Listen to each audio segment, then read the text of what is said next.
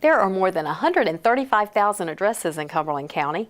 The county's Location Services section of the Planning and Inspections Department is responsible for assigning those addresses as well as designating street names. Mike Osbourn oversees this effort and reminds us all of the importance of proper street addressing, not only in the delivery of emergency services, but postal delivery and guiding visitors to your home or office. Our department is known as Location Services. Primarily, we provide the addressing and street naming for residents and other individuals to find people. So I guess the major emphasis on that is for emergency services. But there's a lot of spin-offs and a lot of other people use this information for a number of purposes. The U.S. Postal Service. You know, people do it for mapping street name signs, bills, I mean, all kinds of things. You wouldn't really think that. It's not just a dot on a map sometimes. There's a lot of other people that use it. Our section of the planning department is responsible for the entire county, okay? As far as the mapping, addressing for street addressing is concerned. We do street name signs also. Now, in that respect, we're only responsible for everything outside the city of Fayetteville. So that includes Hope Mills and all the other smaller municipalities as well as the unincorporated areas of the county. We think it's important in addressing, the naming of streets, all that type of information because, well, I mean, you can put yourself in the shoes of dialing 911 from your home.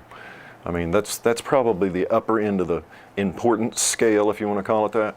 You want to be able to have somebody find you in a quick and efficient manner. What we try to do also, I mean, addressing is really, it's a pattern. You try to develop a pattern of numbers, so if you're traveling down the street, you can kind of understand where you are and what, you know, the number will be, you know, 100 yards up or 100 yards down from the street. So that's in essence what it is. But the two major ones are you know, emergency services, U.S. Postal Service, and then it's the general public trying to find something. Even with you know, your TomToms and your navigation devices, they use our data. So, the biggest challenge is from our perspective in trying to keep this up to date.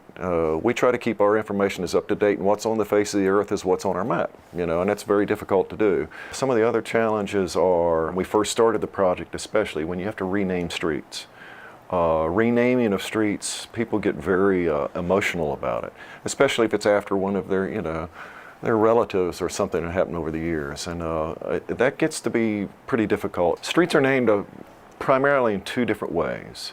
The majority of the time, streets are named by new subdivisions as they come in, and a subdivision to us isn't just a big major residential subdivision. A subdivision, in our definition, I guess, is anytime you split land up into more than one parcel. The procedure on that is when a subdivision is created, or the developer and the engineering firm generally have a list of pre-approved names.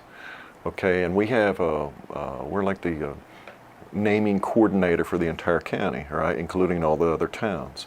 So we send those names as they submit them to us through the Postal Service and both emergency dispatch centers and ourselves. Then streets are also named by either the commissioners or staff has to suggest it. During the initial phase of the addressing project, we had a number of dirt trails in the county we had to do. I can't tell you how many, hundreds of them. And so we had to develop a fair and easily, I guess, administered mechanism to do that. So those are the three main ways. The biggest challenge on that is when the Department of Transportation does these major construction projects where they realign roads from where they used to have 3 or 4 separate names into one. And that's one of the reasons you see, you know, street names that change at intersections. There is some benefit to that, to be honest with you. I'll give you an example. 401 bypass, you have 3 separate names on that. Country Club, Skybo, and Pamela.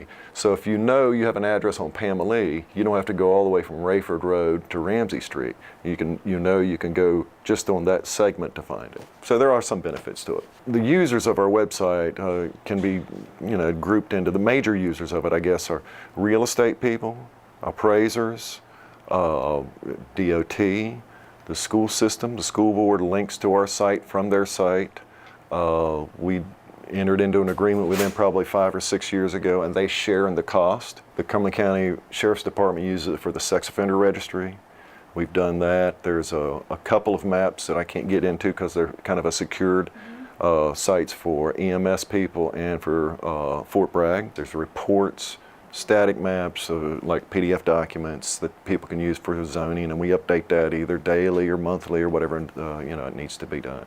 So just be aware that the reason we're doing this really is to help somebody find you in case of an emergency. So use some common sense and try to put the numbers and letters on your house or whatever it may be, wherever you can do it, to where somebody can find you and see you, really. That's the biggest thing.